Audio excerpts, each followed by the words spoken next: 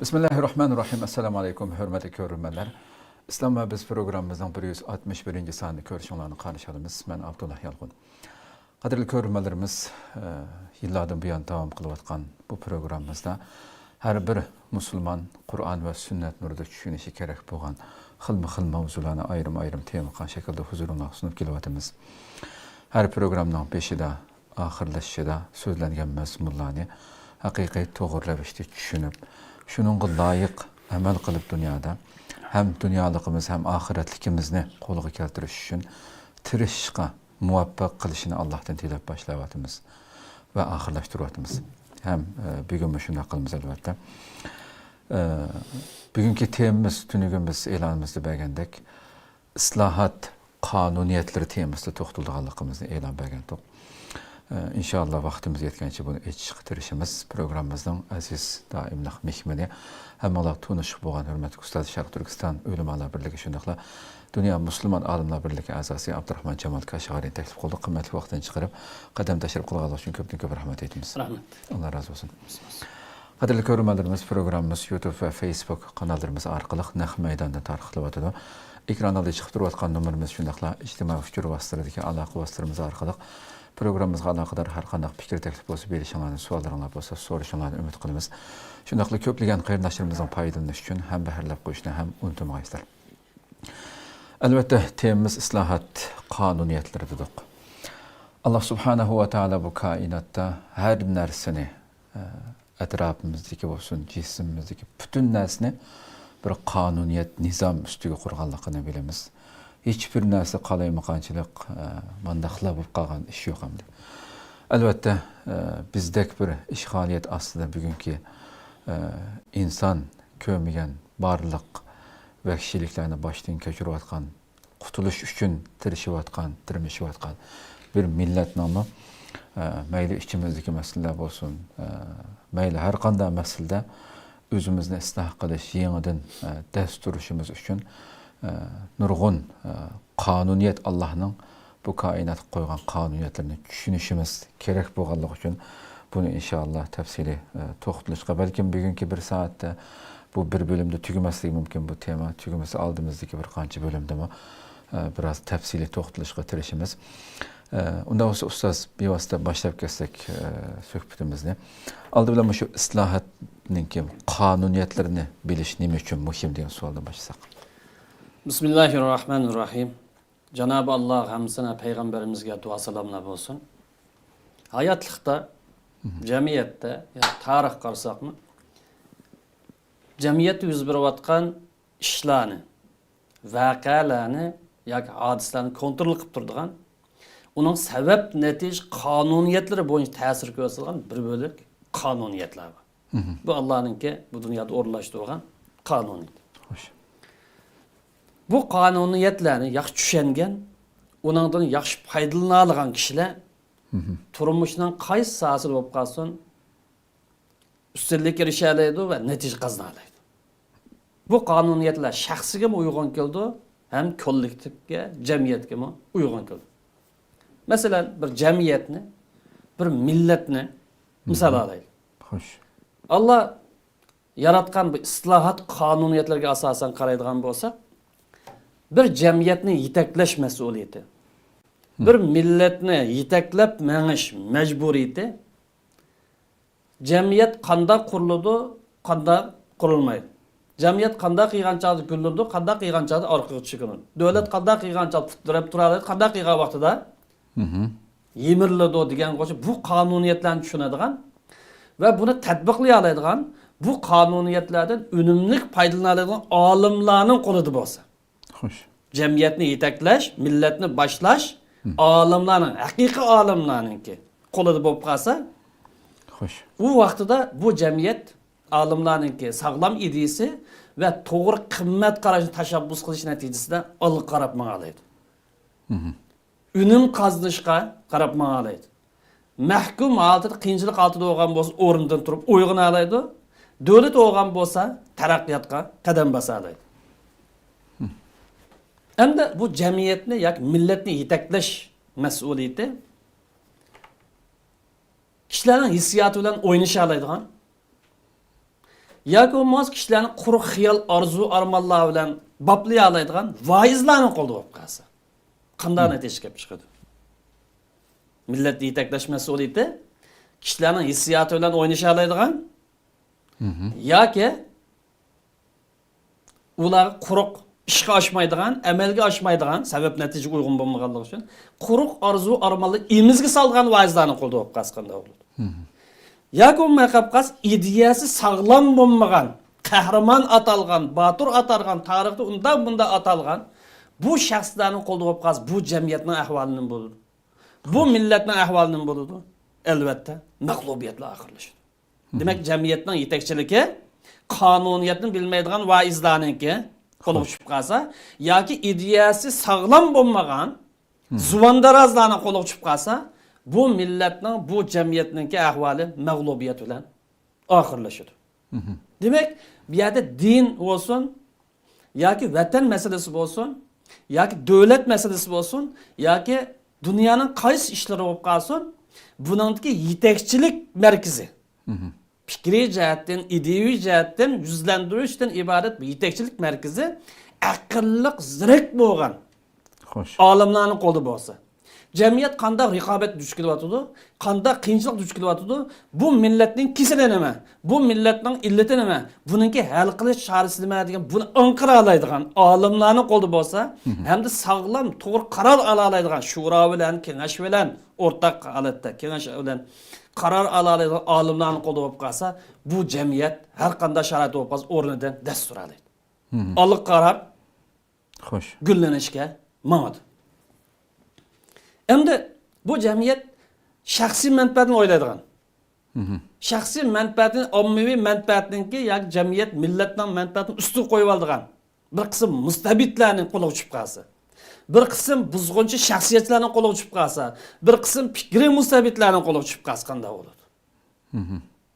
Yoki bo'lmay qolsa, millatning kimligi rioya qilmaydigan, millatning qimmat qarashini e'tiborga olmaydigan, ideyasi buzuq, sapasizlarning qo'liga tushib qolsa qanday bo'ladi? Yoki bo'lmagan bo'lsa, bugun kunlikda istixborot ishlagan bo'lishi mumkin, yoki soqchi idorasi ishlagan bo'lishi mumkin, yoki biz bilmaydigan bir yerda ishlagan bo'lishi mumkin, ammo apandim nomi bilan, hurmat nomi bilan to'rcho'lponlarga aylanib jamiyatni xuddi yuzlantirayotgandek, o'zida qozilik, muftiylik o'rniga chiqarib olgan odamlarning qo'liga tapqas bu millatning ahvolining bo'ladi. Xo'sh. Yoki bo'lmagan bo'lsa, bu millatni yetaklash ishi siyosiy mavqesi yoki siyosiy pozitsiyasi aniq bo'lmagan. Ammo bir qism kishilarning nazarida qahramon deb atalgan, millatning otasi deb atalgan, yoki millatning chungi deb atalgan odamlarning ideyasining ta'siriga tushib qolsa, masalan, Ahmadjon Qosimga o'xshash, Aysabekka o'xshash va shuningga o'xshash odamlarningki fikriy ta'siriga tushib qolsa, bu millatningki yo'linishi, bu jamiyatning yo'linishi nega berib to'xtaydi? Demak, mushu masala nimani ko'rsatsa, islohot qonuniyati nadan boshlandi? Bu nega olib bordi? Buni qanday odam yetaklab borsa, bu islohot jamiyatda yuz beradi? Qanday odamlar buningga aralashib olsa, bu millat yoki bu jamiyatning ahvoli orqa qarab chekinadi degan bu masalani bilish, islohotni boshlashdan ilgari intayin muhim.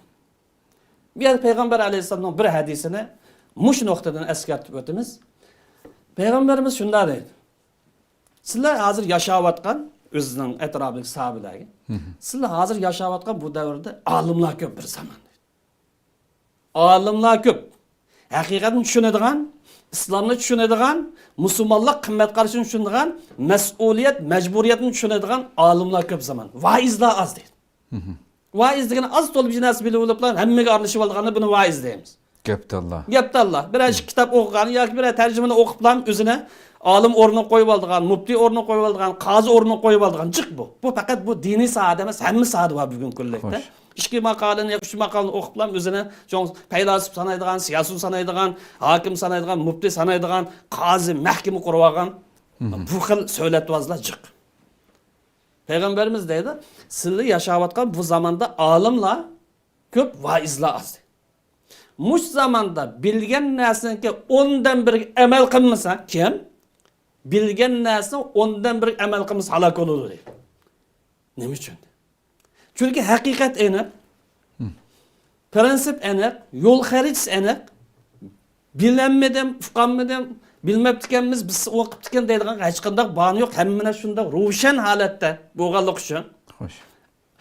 İlimlik odamlar jiq bo'lganlik uchun, hech kim buning bahona izlamaydiganlik uchun bilgan narsa 10dan 1 amal qilmasang, ziyon qarab manqining, halokat qarab manqining shu. Peygamberimiz sözünü davomlashtirib, "Vasayati alannas zaman." Bundaki shunday bir zamonlar keladi o zamanda alimlar azlab ketadi. Yoki alimlar az bo'ladi. Vaizlar ko'payadi. Maddalar, vaizlar yoki har sohada meydan chiqib olganlar ko'p. Ammo haqiqiy alimlar, haqiqiy fuqarolar, haqiqiy mutafakkirlar az. Bu zamanda alim az bo'lgan, madda, vaizlar ko'p bo'lgan bu zamanda bilgan narsaning 10dan 1 amal qilgan odam g'alib qilib qarab maqladi. Chunki vaizlar qalayim qal so'zlaganligi, har soatdagi vaizlar, ishni egizpas qilganligi, qonuniyatni bilmaganligi, bilmaydigan soatga aralashib millatni qaymoqtirganligi uchun bilgan narsaga haqiqiy 10% ga amal qilgan odam to'g'ri qarab mangan bo'ladi deydi. Bu hadisni bu umum soatga, isloh sohasiga, har soatga tatbiqlashga bo'ladi. Demek ki hepimiz yığsa bu islahat kanuniyatlarını biliş, bunday işlerimizni ıslah qilish uchun, tutish uchun, taraqqiy qilish uchun, xo'rliqdan qutulish uchun, o'rnimizdan dast turish uchun, o'zimizning mas'ul ado qilish uchun intayin muhim. Bu sababdan bu qonuniyatni bilmay turib, siyosat qilamiz desak, maktab quramiz desak, tarbiya bilan shug'ullanamiz desak, yoki jihad qilamiz desak, vaqtida ish natijali bo'lmay qoladi. Xo'sh. Allah razı olsun. Hakikaten bir yukarıda söylep ötülgen mezmunlarımı bir cemiyetin, bir milletin her sahada gülleniş için kimlerge erişik gerekli biraz içip verildi hem ehmiyeti hakkında. Hem de cemiyetin salametteki güllenişi şu nimelerge bağlılık hikayelik hakkında biraz bunu aşkan bulsak. Her konuda cemiyetin sağlam buluşu ya güllenişi yoki o cemiyetinin kişisel illetlerine petip mağlup bo'lişi ideyaga bog'liq. Yani ideya yoki fikir. Fikirning sağlam bo'lişi kişisel bo'lishi bog'liq. Agar bu cemiyette fikir sağlam bo'lsa, fikir ideya ikisi bir şey. İdeya, fikir sağlam bo'lsa, cemiyet sağlam bo'ldi, gullandi, oldi qarapmadi. Meyli bu cemiyet karakterli kişi olsun, yoki bir teşkilat karakterli kişi olsun, yoki aile, mahalle karakterli kişi olsun, yoki kurs, medrese bo'lib qolsin, maktab bo'lsa, hammasi tushunib bu qonuniyat. Agar bu yerda ideya joyida bo'lmasa, fikr saqlam bo'lmay qolib qolsa, u aqim yoki u guruh, yoki u jamiyat, yoki u millat zavollikqa, mahkumlikqa qarabmaydi. Alloh taolo Qur'oni Karimda bu qonuniyatni shunday bayon qildi. İnna Allaha la yugayyiru ma bi qavmin hatta yugayyiru ma bi anfusihim. Allah her qanday bir millatning ahvolini u millat o'zi o'zgartmoqchi o'zgartib qo'ymaydi. Xo'sh. Allah her qanday millatning ahvolini u millat midirlamasa, u millat harakat qilmasa, u millat o'zining ustidagi majburiyatni ado qilish uchun o'rnidan qo'pmasa, Allah Teala onun ahvalini nachar holati yaxshi holatga o'zgartib qo'ymaydi. Albatta duo qilish buning qatoridan. Buni inkor qilmaymiz. Dinimiz duoni ibodatdir. İbadetning asas. Bu ma'naviy sabab, ma'naviy qonuniyat dua. Buning bilan birlikda moddiy qonuniyatlarni, sabab natij qonuniyatlarni qilish bu iymonning taqozosi. Buni bir yer eskartib o'tamiz qarindoshlarimiz. Ba'zi qarindoshlarimiz bugungi ahvolning mushlar bo'lsa, Allohning bir hikmati bor. Albatta Allohning hikmati bor.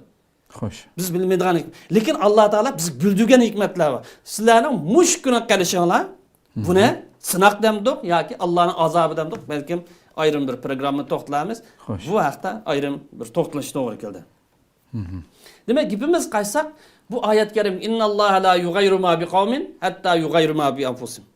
Bir millat o'zining ahvolini o'zgartmoqchi, Alloh uning ahvolini o'zgartib qo'ymaydi degan bu qonuniyatni izohga qarsak, bu yer 3 xil nuqtani bilalaymiz. Her qanday bir jamiyat, shaxslar dunyosi fikir dunyosi va naskereklar dunyosidan tarkib topadi. Cho'ng omilmish shu. Har qanday jamiyatda bor narsa fikr bor. Fikr ya sog'lom bo'ladi, ya kasal bo'ladi, ya to'g'ri bo'ladi, ya xato bo'ladi. Emas. Endi bu yerda shaxs bor, inson bor. Endi bu yerda naskerek. Naskerek hamma narsa o'ziga oldi. Mansabdan tortib, huquqdan tortib, oltin, kumush, dollar tortib. Har qanday jamiyat shu 3 narsadan tarkib topadi. Bu 3 narsa zamon makon bo'yicha ayrilmaydi. Har qanday bir jamiyatda fikr ya sog'lom bo'ladi, ya abgavli bo'ladi. Jamiyat insonlarniki munosabati, aloqasi, hamkorligi yoki inoqsizligi, yoki qarindoshligi, yoki bir-biriga dushman qilishi mushu 3 narsaninki tartibiga asosan bo'ladi. Shaxslar, fikrlar yoki ideyalar va naskereklar. Mush 3 narsaning tartibi qarta jamiyatning munosabati ya sog'lom bo'ladi, ya kasal bo'ladi. Ish ya oldiga qarab maqdi yoki keyinga qarab chiqinadi. Masalan, misol qilaylik. Her qanday jamiyatda sadoqat yoki sevgi muhabbat yoki bog'lanish fikriga bog'lansa yoki ideyaga bog'lansa bu jamiyat eng sog'lom bir jamiyat bo'ladi. Her qanday jamiyatga sadoqat, sevgi muhabbat odamga emas, fikrga. Odamga emas, yoki nas kerak emas, fikirga bog'lansa, yoki fikr shu jamiyat ustunlikni egallasa, bu jamiyat eng sog'lom jamiyat bo'ladi. Nima uchun degan vaqtida bu fikrni asos qilib mangan, fikr prinsipni asos qilib mangan, qimmat qarashni asos qilib mangan, bu hammasi fikr. Ya'ni ideya demak. Fikrini asos qilib mangan shaxslar o'zining stilini nimaga bo'ysundirdi? Fikrga bo'ysundirdi. Shaxsiy, ijtimoiy, oila, iqtisodiy va siyosiy muomalasini yoki munosabatlarni fikrga bo'ysundirdi. Masalan, musulmonni misol qilaylik. Gerçi hamma jamiyat uyg'on kelsinmi? Musulmon o'zi bilan bo'lgan munosabatida, qo'shnisi bilan bo'lgan munosabatida, qarindoshlari bilan bo'lgan munosabatida, jamiyat bilan, davlat bilan, millat bilan, hattoki boshqa g'ayrimuslim bo'lgan kofirlar bilan munosabatida. Buning bir mezoni, tarozi bormi, yo'qmi? Bormi, yo'qmi? Albatta. Masalan, so'z setib qilmoqchi bo'lib qolsa, bu halol, bu harom degan qoidasi aniq. Buni yesak bo'lamdi, yemsak bo'lamdi deganda. Ma gapni desak to'g'ri bo'lamdi yoki desak xato bo'lamdi degan qoida aniq emasmi? Ammo ko'plagan qarindoshlarimiz buni yemak ichmakka diqqat qilgan bilan, ammo og'izdan deyilayotgan halol harom diqqat qilganlar nayt ozlab ketdi. Nima ish qilsa, bu yer fikr uning yetakchilik qila olmaydi. O fikrga o'zining hayotini bo'ysundira olmaydi. Demak, bu yerda fikr jamiyatning ustunlikni egallasa yoki insonning sadoqati shaxsiga bog'lanmasa, oqsoqolga bog'lanmasa yoki tashkilot bog'lanmay faqat nimaga bog'landi desa, prinsipga, ideyaga bog'lansa, u vaqt u odamning stili, yurish turishi, harakatlar, ish harakatlar hammasi fikrga bo'ysunib qoladi. Reallik, monserallik. Demak, bu fikrni asos qilgan chog'da Ahmad bo'lsin, Samat bo'lsin, cho'ng bo'lsin, kichik bo'lsin, oqsoqol bo'lsin, qarsoqol bo'lsin, hammasi prinsipdan iborat, fikrdan iborat, ideyadan iborat shu narsaga bo'ysunadi. Sistemning eng yuqori cho'qisi bu. Buningga moslashib bo'lmaydi.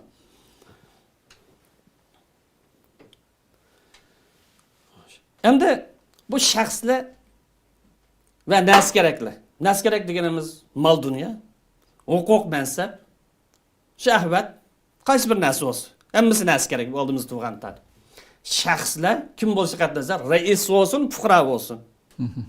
Tashkilotning oqsoqoli bo'lsin, odatdagi bir a'zo bo'lsin. Kim bo'lsa qatnashsa shaxslar va barliq naskeraklar fikrga ergishib mangan chog'da, ideyani asos qilib mangan chog'da, prinsipni asos qilib mangan vaqtida, u vaqt yetakchilik markazi kimdan qoldi bo'ladi? Fikr sohiblarining qo'lida. Jamiyat nimaga duch kelyapti? Jamiyat qanday ahvol ketyapti? Jamiyatning kesili nima? Buning to'g'risi nima? Buni topib chiqa oladigan, bu vaqt tadqiq qiladigan, bu vaqt izlanadigan, to'g'ri qarorni ola oladigan olimlarning qo'lida bo'ldi. Haqiqiy olimlarning qo'lida bo'ldi. Fikr ishlab chiqardi, kasalni ko'rsin, to'g'risini ko'rsin. Ijrochilar boshqa. Biz buni o'tgan qatimda ijrochi bilan yetakchilar haqida to'xtaldik. Xo'sh. Demak, bu shaxslar, naskeraklar fikrga bo'ysungan vaqtida jamiyatga qaror markazi va qiyinchiliklarga sababi hal qilish choralari ulamolarning qo'lida bo'ldi. Haqiqiy olimlarning qo'lida bo'ldi. Hem alimlarning qo'lida bo'lgan vaqtida yoki fikr yetaklab mangan vaqtida bu jamiyatdagi insonlarningki ko'ngil bo'lish doirasi ne qarabmadi? Cho'ng masala qarabmadi. Fikr insonni boshlatmadi. Fikr insonni aqlini yetaklabmadi. Insonni uyg'otdi. Demek bir yer alimle başlayan vaxtida dedi ki bizden meselemiz itiqat meselesi, bizden meselemiz kimlik meselesi, bizden meselemiz insanlık meselesi, bizden meselemiz vatan meselesi, bizden meselemiz devlet meselesi, bizden meselemiz millet ümmet meselesi de çoğun meseleler etrafı merkezleşiyordu. O vaxtda paçan parat, talaş tartış, ağaçoğuntu maki çıktı, aldığınız septotlardı, ben kendi septotlardı, mikrofonu bämi digen qo'xshash, bu narsaning hammasi bu yerda çoğun g'oyaga bog'langanlik uchun fikir ideya başlap manğanlıq üçün o parçan parat narsa hammasi qoladi.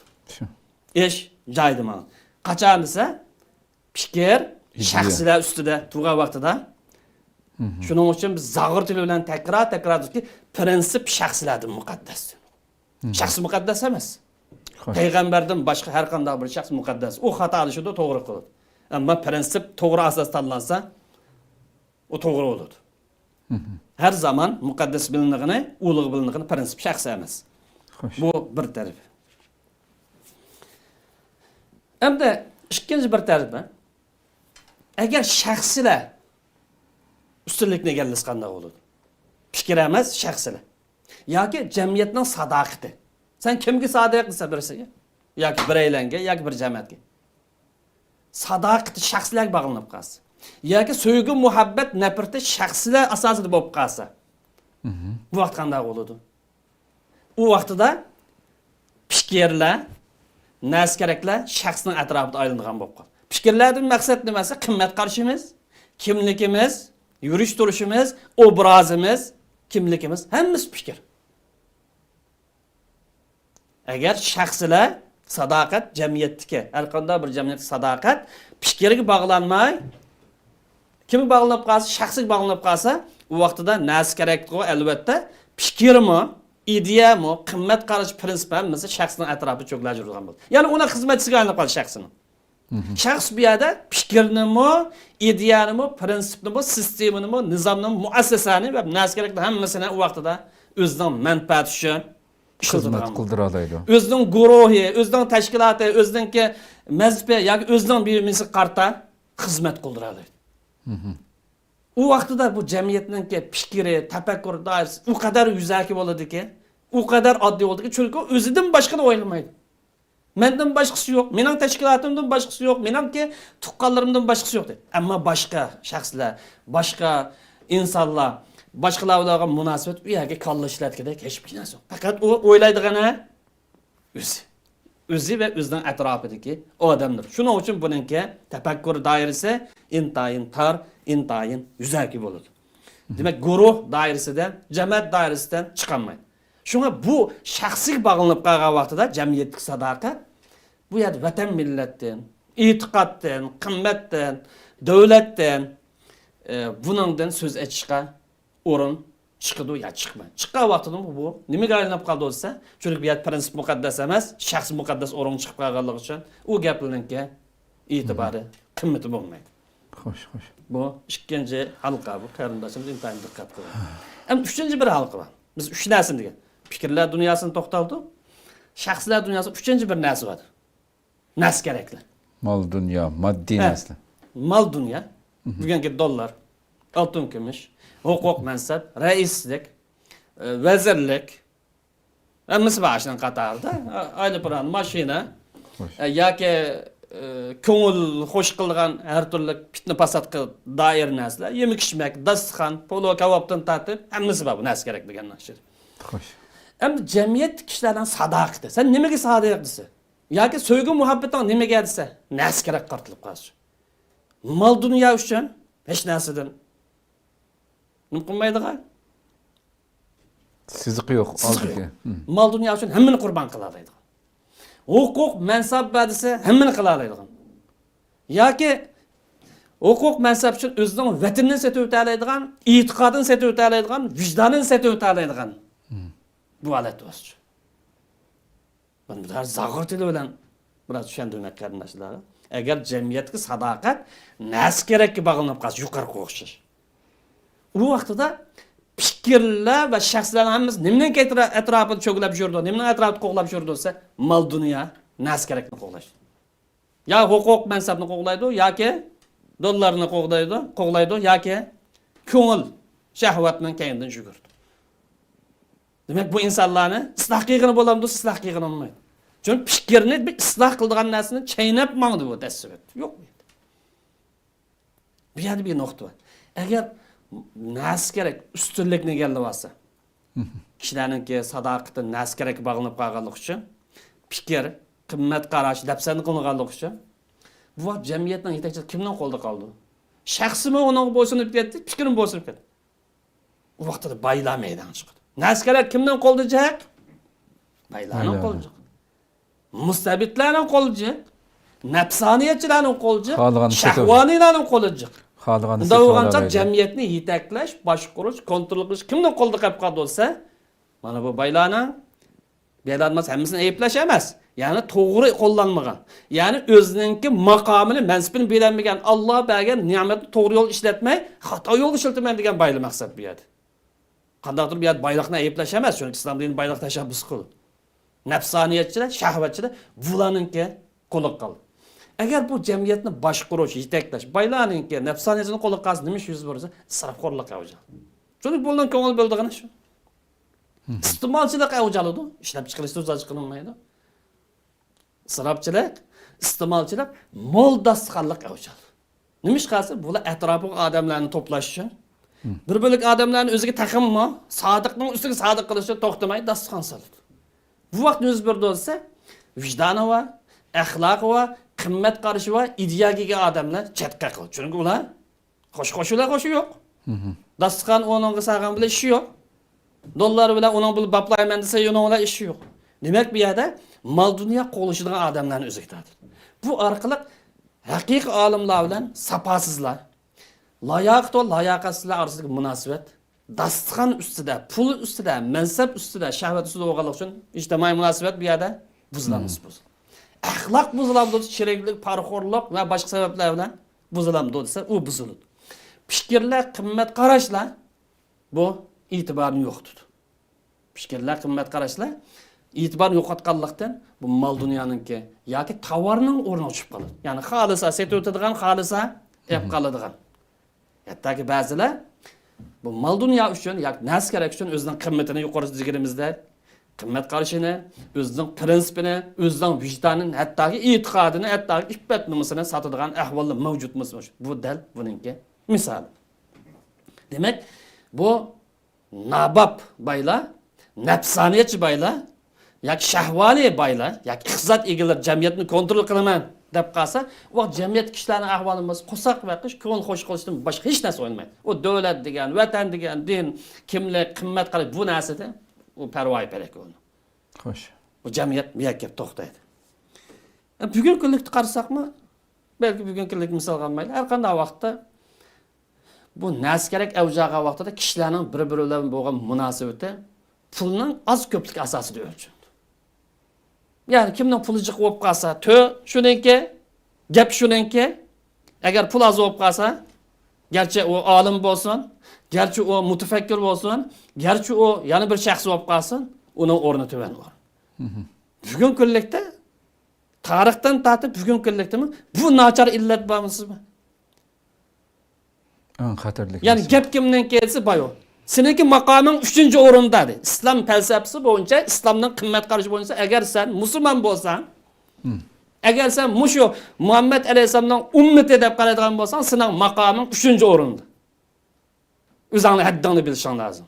1-o'rin fikr sohibi ulamoning, 2-o'rin davlat boshqaradigan, jamiyatni yetaklaydigan, qurbon beralaydigan siyosiy ongga ega o'tkir kishilarning 3-soatdagi asos ta'minot kuchi bo'lgan baylarning. Biz bu vaqtda keyin yana ayrim bu 3 kishi haqida to'xtalamiz. Buni bilish lozim. Ammo afsuski, bugun kunlikda bo'lsin va boshqa vaqtlarda bo'lib qolsin, boyman bo'lganki, mening gapimni aqt olsam bo'ldi degan bu xato, hukm xato bir nazariya qisman ba'zi yerda baza topishi mumkin. Buni agar bu xato yo'l kirib qolgan bo'lsa, tavba qilish lozim bu qarindoshlar. Qandaqdir bu yer boyliqni ayblaganlik emas. Chunki dinimiz tijorat qil, pul top. Mal dunyo musulmonning qo'lida nimaga yaxshi narsa, ha? Masala bu yerda ish ustidagilarning masalan tashkilotlar deyiladi. Ish ustidagilarning kim jiqroq bo'lsa, uning so'zini voy deb qo'sh deyishi. Da'voning ilgirlamay menishiga eng cho'ng to'salg'uda. Yani pulni kim bo'lsa, u to'yga chiqib qilishi masalan yuqorida degandek. Bu xato. Chunki bu yerda prinsip asos, fikr asos, ideya asos. Shaxs uningga bo'ysundu, nas kerak uningga bo'ysunmaydi. Agar nas kerak asosida uningki huquq setib oldigan, mansab setib oldigan, maqom setib oldigan bo'lib qolsa, bu jamiyatni tamoman kayniga so'rab ma'lum mag'lubiyatga boshlabman. Buning misol sifatida vaqalikni qarasak, yomon misol. Masalan, Payg'ambar alayhisolamning zamoni qarasak, sahobalarning zamoni qarasak va keyingi fuqaho, mujtahidlarning zamoni qarasak, sadoqat kimga ta'vat? Sevgi, muhabbat kimga ta'vat? Ilohiy vahiyga ta'vat. Qur'on sunnatdan iborat risolat kitobat. Payg'ambarimiz bu ummat qoldirib ketgan, meros qoldirib ketgan nurga, ya'ni fikriga ta'vat. Musulmonlarning sadoqat kimga ta'vat bo'ladi desa, ilohiy vahiyga, Qur'on sunnat ilohiy vahiy yoki risolat tuqumiga, ilohiy fikriga. Fikr bu yerda ko'chilik fikrni hammasi emas.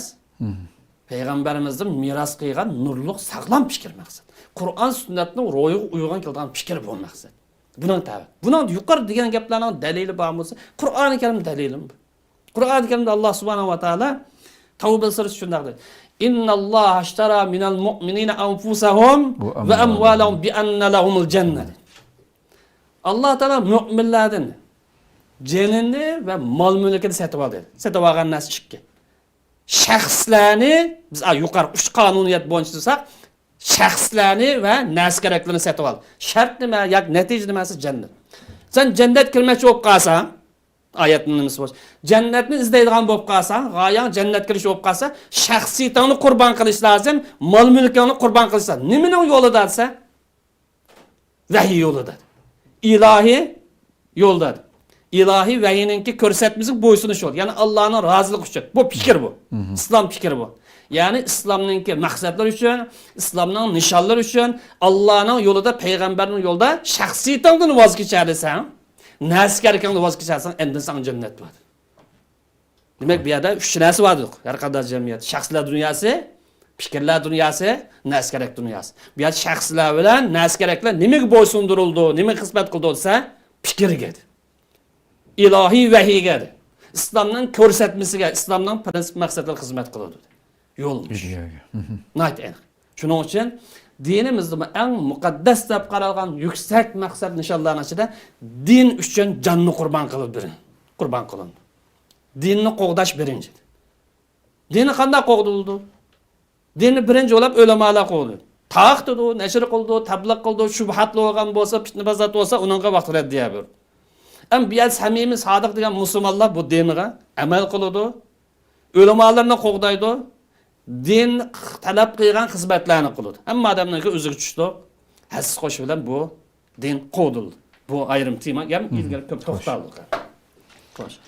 Ham zamonning o'tishi bilan bu payg'ambarimizning davridagi ilohiy vahiyga, ilohiy nurga bog'langan bu sadoqat, sevgi, muhabbat hukmi zamonning o'tishi bilan ajizlashdi. Kishilarning sadoqati bu ilohiy vahiyga bog'lanishdan tadrijiy aylanib kelib, nimaga bog'lanib qoldi desa, naskaraga bog'lanib qoldi. Mol dunyoni yaxshi ko'radi. Oltin kumush, mol dunyo. Huquq, mansab, shahvat degan bog'lanib qoldi. Islom jamiyati u yerda bo'lsin, yoki bu yerda bo'lib qolsin, ozdir ko'pdir holatda bu yo'l qadam qo'ydi bo'lsa, qadam qo'ydi. Bu reallikmiz, reallik. Kishilar qarasa, o'zi musulmon, halol harom qaramasdan, prinsipga rioya qilmasdan, axloqqa rioya qilmasdan, mol dunyoning manbasi nereden keldi, to'g'rimi xatomi demasdan, mal dunyo to'plashga qadam bosdi. Demak, bu yerda ilohiy vahiga ya payg'ambarimiz qoldirib ketgan nurga yoki fikrga bog'lanishdan naqadar ozlashganligini, mal dunyo uchun vahiyni qurbon qilayotganligi, prinsipni qurbon qilayotganligi, o'zining aqidasini sutlashtirayotganligi, o'zining musulmonlik yo'lida xato yo'l tanlab o'zini aldayotganligini uqolmaydigan holga kelib qoldi. Demek gibimiz gelsek Sadoqat, bu yuqori 3 narsadagi sadoqat yoki sevgi muhabbat. Biz yuqori ko'p to'xtaldik sevgi muhabbat Allohning yo'li bo'ldi. Bizning deganimiz bu islom fikri. Qandaqdir bu yerda kommunistning yoki yana islom fikri emas. Xo'sh. Qandaqdir bu yerda sadoqat fikirga bog'lansa, ideya asosida bo'lsa, sağlam bir ideya asosi sadoqat, sevgi muhabbat bo'lsa, bu jamiyatdagi kishilarning hammasidan so'z bir yerga keldi. Bugun kunlikda belki necha so'rgan, nima uchun bir musulmon biz, Uyg'urlar musulmon. Dardimiz bir, vatanimiz bir, xafaligimiz bir, xushalligimiz bir. Biz to'yvoz xursand bo'lamiz, biz so'ylab ketdi desa g'am qilamiz. Shunday to'g'riliq nima uchun bir yerga kelolmaymiz? Ya boshqa dinda bo'lsak, eng bo'lib qo'ygan narsa birisi aqida. Aqida birligi bor bizda, shariat birligi bor, payg'ambar birligi bor. Ma boshqalar o'xshash sunnat shiya deb uyagim ketmadi ahli sunnada. Nima ish bir ekan desa, ma dinni tushunishda sog'lom tushunaman. Ma dinninki umumiy ideyasi, umum fikrini o'zlashtirib, uni mo'min qilib, shuni atrofiga o'lishaman.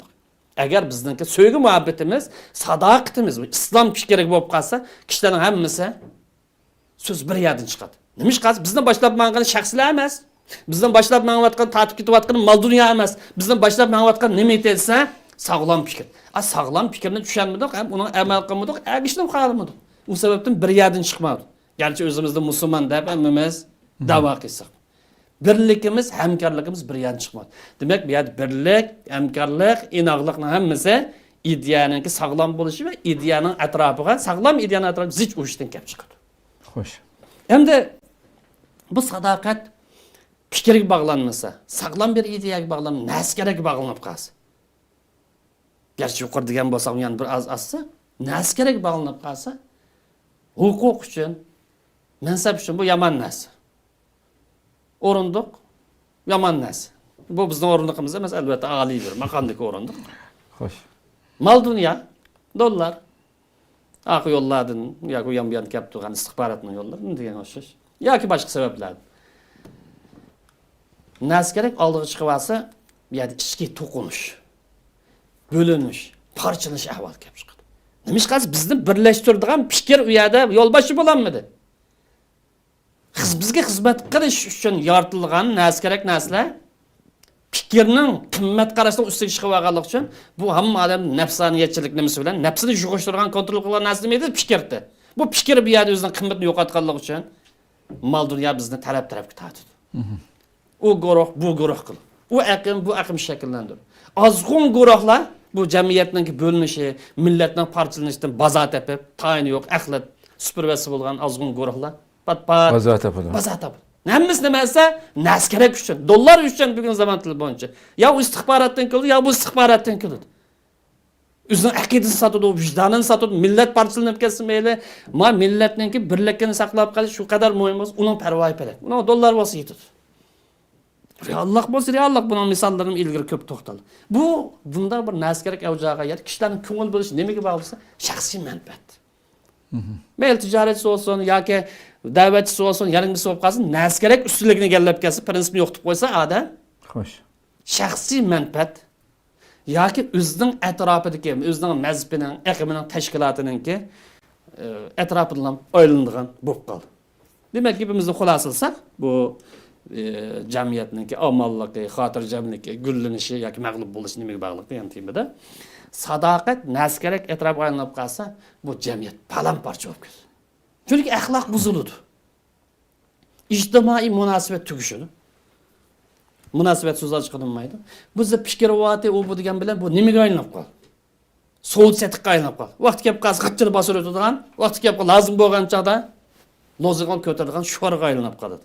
Natija nima bo'lsa, jamiyat ojizlashadi, bo'linadi, parchalanadi. Oxirida bizga o'xshash mahkumlikqa, mustamlikaga duch keldi. Nima uchunsa, fikrni, ideyani ilohiy kelgan bu fikrni yo'l boshi xarid qilmaganlik uchun boshlab bordiga mahkumlikdan, ojizlikdan iborat. Ko'p rahmat. Haqiqatan vaqtimizni to'shib qoldi. Yana bir savol bor. Bu endi so'zlangan nuqtalardan endi yani islohot harakati elib boramiz desak, hozir ishimizdagi har sohani yani umumyuzlik tekshirishga muhtaç bulup eşip nämlerine ketip kalganlygymyzdy isbatymyzdan bu ýerden.